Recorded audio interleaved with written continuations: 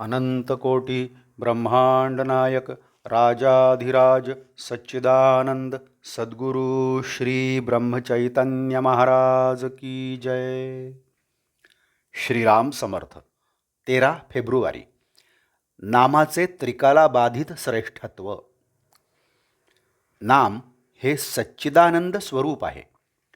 शुद्ध परमात्म स्वरूपाच्या अगदी अगदी जवळ कुणी असेल तर ते फक्त नामच होय. नाम हे चिन्मय असल्यामुळे त्याचा आनंद ओसंडून येतो आणि ही सृष्टी तयार होते. अनेक रूपे घडविणे, ती मोडणे आणि नवीन तयार करणे, पण आपण स्वतः मात्र मूळ स्वरूपाने राहणे ही केवढी विलक्षण लीला आहे. खरोखर तुम्हाला मी काय सांगू, बोलायला शिकल्यापासून आजपर्यंत मी नामाबद्दलच बोलत आहे. अजून नामाचे महात्म्य संपत नाही. नामाचे महात्म्य सांगून संपले तर भगवंताचे भगवंतपण लटके झाले असे समजावे. जो नामात मीपणाने नाहीसा झाला त्यालाच नामाच्या महात्म्याची कल्पना आली. असा पुरुष नामाविषयी मौन तरी धरील, कारण त्याचे महात्म्य कोणालाच सांगता येणार नाही, किंवा शेवटच्या श्वासापर्यंत नामाचे महात्म्यच सांगत राहील, कारण ते कितीही सांगितले तरी संपणार नाही आणि कितीही ऐकले तरी तृप्ती होणार नाही. नामाने सर्व पापे नाहीशी होतात. भगवंताला विसरणे हे सर्वात मोठे पाप आहे. नामाने भगवंताचे स्मरण होते.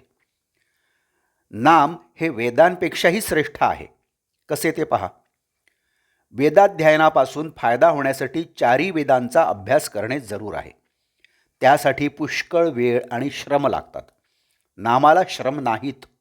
दुसरे, वेदांचा अधिकार सर्व लोकांना नाही, पण नाम कुणीही घ्यावे. वेदांच्या मंत्रांचा आरंभ ओंकारानेच होतो, म्हणून वेदारंभी देखील नामच आहे. नाम हे तीर्थयात्रेपेक्षा श्रेष्ठ आहे. अंतरंगामध्ये बदल होण्यासाठी यात्रा करायची असते, पण त्याला श्रम, पैसा, प्रकृती वगैरे गोष्टी अनुकूल असाव्या लागतात. नाम हे घर बसल्या अंतरंग बदलण्याचा अनुभव आणून देते. पंढरपूरला जाऊन नाम घेण्याचे जर न शिकला तर जाणे व्यर्थ गेले म्हणावे. नाम घ्यावे अशी बुद्धी होण्यासाठीच तिथे जाणे जरूर आहे. नाम हे सर्व सत्कर्मांचा राजा आहे. सत म्हणजे भगवंत, त्याच्याकडे नेणारे जे कर्म तेच सत्कर्म. इतर कर्मे आडवळणाने भगवंताकडे नेतात. नाम हे साक्षात भगवंताकडे पोहोचवते. नामाने भवरोग नाहीसा होतो. भव म्हणजे विषय. विषयांची आसक्ती असणे हा सर्व रोगांचा पाया आहे. नाम घेतल्याने भगवंताकडे प्रेम लागते आणि इतर ठिकाणची आसक्ती सुटते. नामाने सर्व दुःखे नाहीशी होतात, कारण या दुःखांचे मूळ विषयांच्या आसक्तीमध्ये आहे आणि नामाने ती आपोआप सुटते, म्हणून दुःख नाहीसे होते. शिवाय भगवंत हा आनंद रूप असल्याने त्याला नामाने घट्ट धरला की दुःख त्या ठिकाणी कसे राहू शकेल. आजचे बोधवाक्य. प्रत्येक मनुष्याने भगवंताचे नाम घ्यावे, त्याचे ध्यान करावे, त्याच्या स्मरणात राहावे आणि आपल्या जन्माचे सार्थक करून घ्यावे. जानकी जीवन स्मरण. जय जय राम. नमस्कार.